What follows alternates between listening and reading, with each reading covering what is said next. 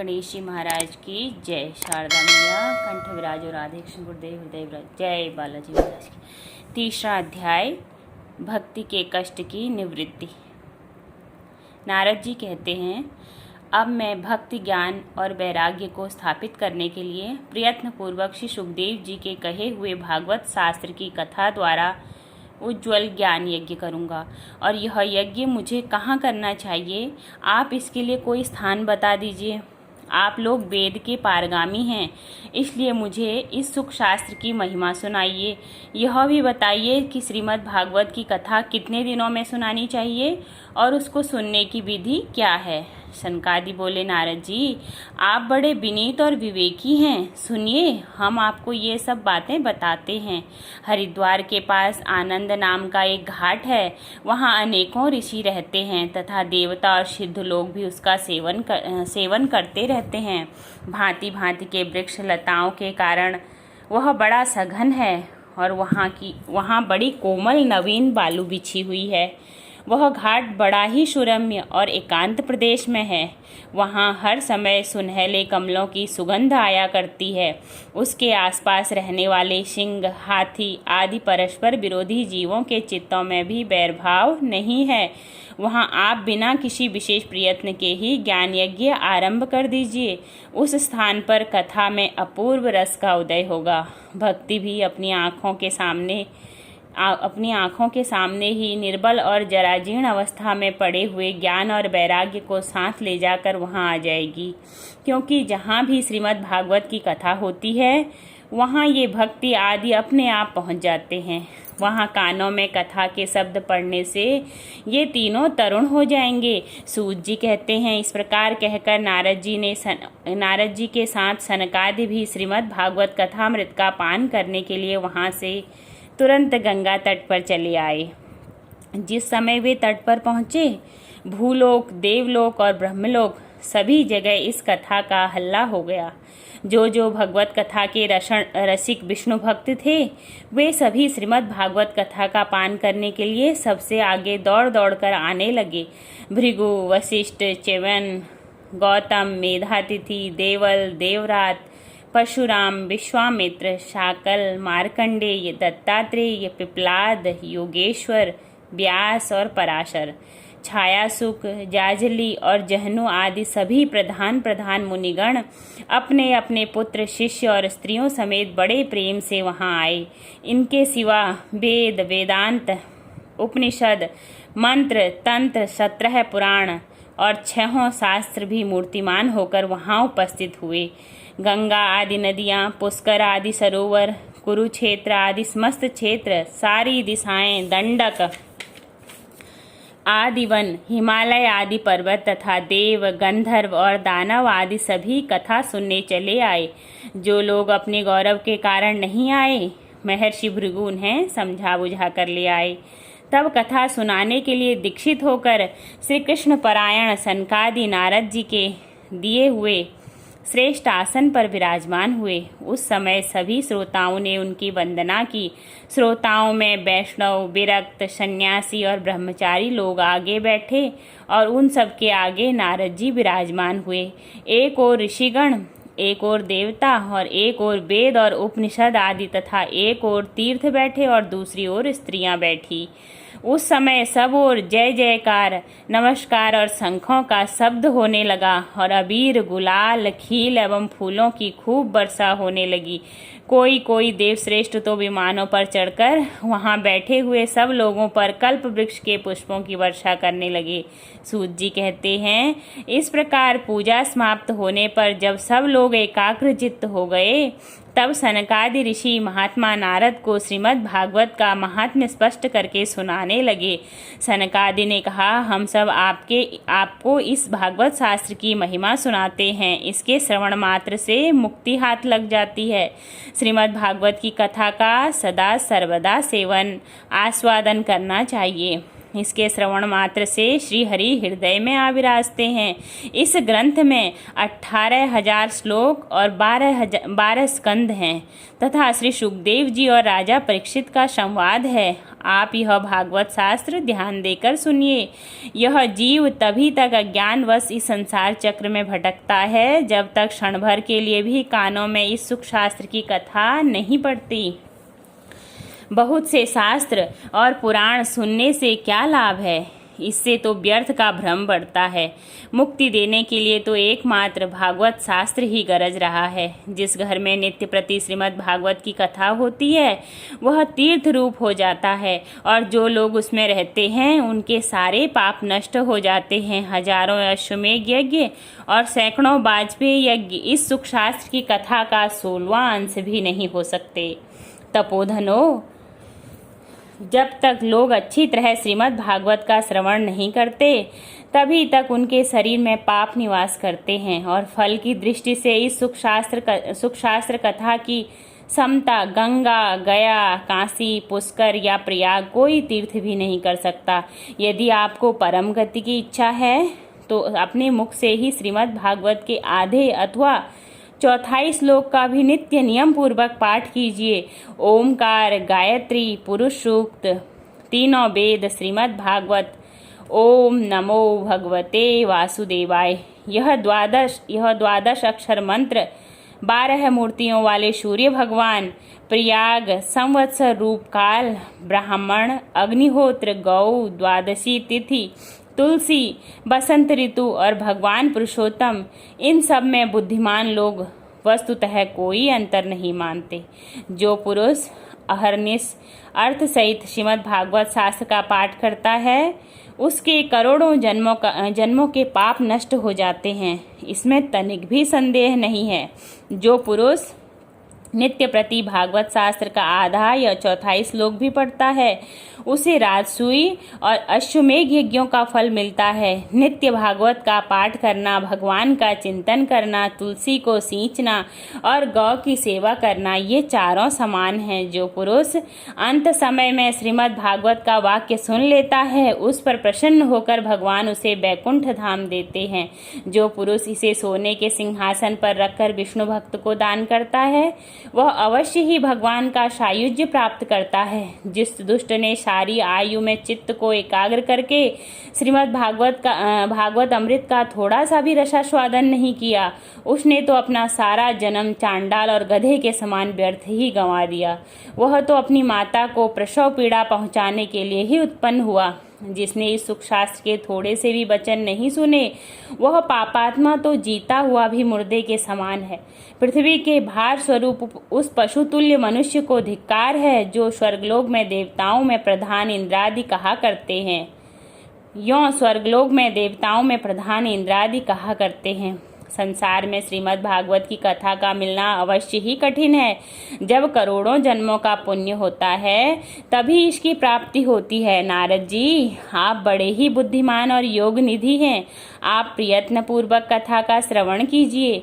इससे सुनने के लिए दिनों का कोई नियम नहीं है, इसे तो सर्वदा ही सुनना अच्छा है। इसे सत्य भाषण और ब्रह्मचर्य पालन पूर्वक सर्वदा ही सुनना श्रेष्ठ माना गया है। किंतु कलयुग में ऐसा होता कठिन है। इसके लिए इसकी सुखदेव जी ने जो विशेष विधि बताई है वह जान लेनी चाहिए। कलयुग में बहुत दिनों तक चित्त की वृत्तियों को वश में रखना, नियमों में बंधे रहना और किसी पुण्य काल के लिए दीक्षित रहना कठिन है। इसलिए सप्ताह श्रवण की विधि है। श्रद्धा पूर्वक कभी भी श्रवण करने से अथवा माघ मास में श्रवण करने से जो फल होता है वही फल श्री सुखदेव जी ने सप्ताह श्रवण में निर्धारित किया है।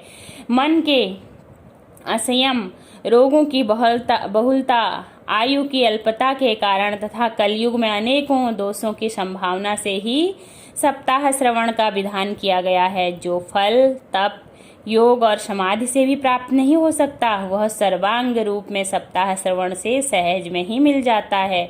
सप्ताह श्रवण यज्ञ से बढ़कर है, व्रत से बढ़कर है, तप से कहीं बढ़कर है, यहाँ तक कि ध्यान और ज्ञान से भी बढ़कर है। अजी, इसकी विशेषता का कहाँ तक वर्णन करें, यह तो सभी से बढ़ चढ़कर है। शौनक जी ने पूछा, सूत जी, यह तो आपने बड़े आश्चर्य की बात कही। अवश्य ही यह भागवत पुराण योगवेत्ता ब्रह्मा जी के भी आदि कारण श्री नारायण का निरूपण करता है, परंतु यह मोक्ष की प्राप्ति में ज्ञान आदि सभी साधनों का तिरस्कार करके इस युग में उससे भी कैसे बढ़ गया, उनसे भी कैसे बढ़ गया। परंतु यह मोक्ष की प्राप्ति में ज्ञानादि सभी साधनों का तिरस्कार करके इस युग में उनसे भी कैसे बढ़ गया। सूत जी ने कहा, शौनक जी, जब भगवान श्री कृष्ण इस धराधाम को छोड़कर अपने नित्य धाम को जाने लगे, तब उनके मुखार बिंद से एकादश स्कंद का ज्ञानोपदेश सुनकर भी उद्धव जी ने पूछा। उद्धव जी बोले, गोविंद, अब आप तो अपने भक्तों का कार्य करके परमधाम को पधारना चाहते हैं, किंतु मेरे मन में एक बड़ी चिंता है, उसे सुनकर आप मुझे शांत कीजिए। अब घोर कलिकाल आया ही समझिए, इसलिए संसार में फिर अनेकों दुष्ट प्रकट हो जाएंगे। उनके संसर्ग से जब अनेक सत्पुरुष भी उग्र प्रकृति के हो जाएंगे, तब उनके भार से दबकर यह गोरूपिणी पृथ्वी किसकी शरण में जाएगी। कमल नयन, मुझे तो आपको छोड़कर अपनी रक्षा करने वाला कोई दूसरा नहीं दिखाई देता, इसलिए भक्त वत्सल, आप साधुओं पर कृपा करके यहाँ से मत जाइए। भगवान, आपके निराकार और चिन्मात्र होकर भी भक्तों के लिए ही तो यह सगुण रूप धारण किया है कि फिर भला आपका वियोग होने पर वे भक्तजन पृथ्वी पर कैसे रह सकेंगे। निर्गुणोपासना में तो बड़ा कष्ट है, इसलिए कुछ और विचार कीजिए। प्रभास क्षेत्र में उद्धव जी के ये वचन सुनकर भगवान सोचने लगे कि भक्तों के अवलंब के लिए मुझे क्या व्यवस्था करनी चाहिए। शौनक जी, जब भगवान ने अपनी सारी शक्ति भागवत में रख दी, तो वे अंतर्ध्यान होकर इस भागवत समुद्र में प्रवेश कर गए। इसलिए यह भगवान की साक्षात शब्दमयी मूर्ति है। इसके सेवन, श्रवण, पाठ और दर्शन से ही मनुष्य के सारे पाप नष्ट हो जाते हैं। इसी से इसका सप्ताह श्रवण सबसे बढ़कर माना गया है। कलयुग में तो यह सब साधनों को छोड़कर यही प्रधान धर्म बताया गया है। कलिकाल में यही ऐसा धर्म है जो दुख, दरिद्रता, दुर्भाग्य और पापों की सफाई कर देता है तथा काम, क्रोध आदि शत्रुओं पर विजय दिलाता है। अन्यथा भगवान की इस माया से पीछा छुड़ाना देवताओं के लिए भी कठिन है। मनुष्य तो इसे छोड़ ही कैसे सकते हैं। अतः इससे छूटने के लिए भी सप्ताह श्रवण का विधान किया गया है। सूत जी कहते हैं, शौनक जी, जिस समय सनकादि मुनीश्वर इस प्रकार सप्ताह श्रवण की महिमा का बखान कर रहे थे, उस सभा में एक बड़ा आश्चर्य हुआ। उसे मैं तुम्हें बतलाता हूँ, सुनो। वहाँ तरुण अवस्था को प्राप्त हुए अपने दोनों पुत्रों को साथ लिए विशुद्ध प्रेम रूपा भक्ति बार बार श्री कृष्ण गोविंद हरे मुरारे, हे नाथ नारायण वासुदेव, श्री कृष्ण गोविंद हरे मुरारे, हे नाथ नारायण वासुदेव आदि भगवत नामों का उच्चारण करती हुई अकस्मात प्रकट हो गई। सभी सदस्यों ने देखा कि परम सुंदरी भक्ति रानी भागवत के अर्थों का आभूषण पहने वहां पधारी। मुनियों की उस सभा में सभी यह तर्क वितर्क करने लगे कि ये यहाँ कैसे आई और कैसे प्रविष्ट हुई। तब सनकादि ने कहा, ये भक्ति देवी अभी अभी कथा के अर्थ से निकली हैं। उनके ये वचन सुनकर भक्ति अपने पुत्रों समेत अत्यंत विनम्र होकर सनत कुमार जी से कहा। उनके ये वचन सुनकर भक्ति ने अपने पुत्रों समेत अत्यंत विनम्र होकर सनत कुमार जी से कहा। भक्ति बोली, मैं कलयुग में नष्ट प्राय हो गई थी। आपने कथा अमृत से सींचकर मुझे फिर पुष्ट कर दिया। अब आप यह बताइए कि मैं कहाँ रहूं।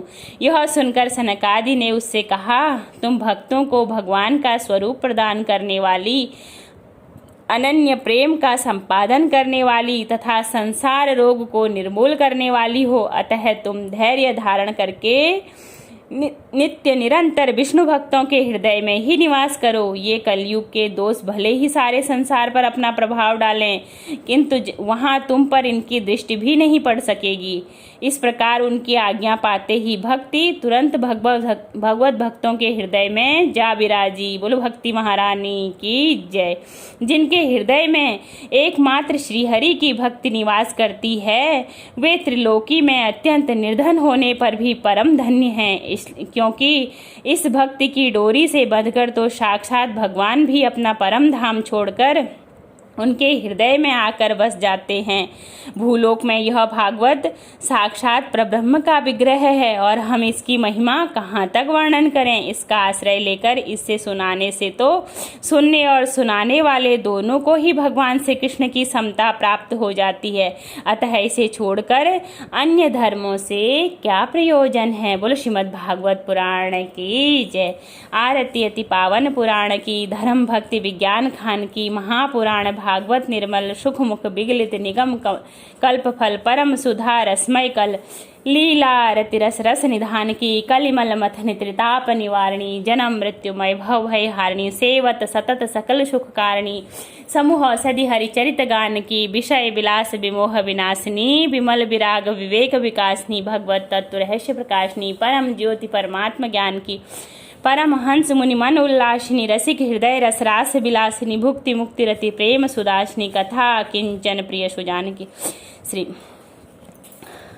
उठ जागे मुसाफिर भोर भई, अब रैन कहाँ सो सोवत है, जो सोवत है सो खोवत है, जो जागत है सो पावत है। उठ नींद से आँखियाँ खोल जरा, और अपने प्रभु से ध्यान लगा। उठ जाग मुसाफिर भोर भई, अब रैन कहाँ सो सोवत है। यह प्रीति करन की रीत नहीं, प्रभु जागत है तू सोवत है। जो कल करना है आज ही कर ले, जो आज करना है वो अब ही कर ले। जब चिड़ियों ने चुग खेत लिया, फिर पछताए क्या होवत है।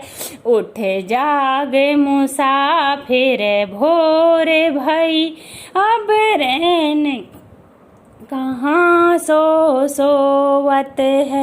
नादान भुगत अपनी करनी, है पापी पाप में चैन कहाँ। जब पाप की गठरी शीस धरी, अब शीस पकड़ क्यों रोवत है। अब शीस पकड़ क्यों रोवत है।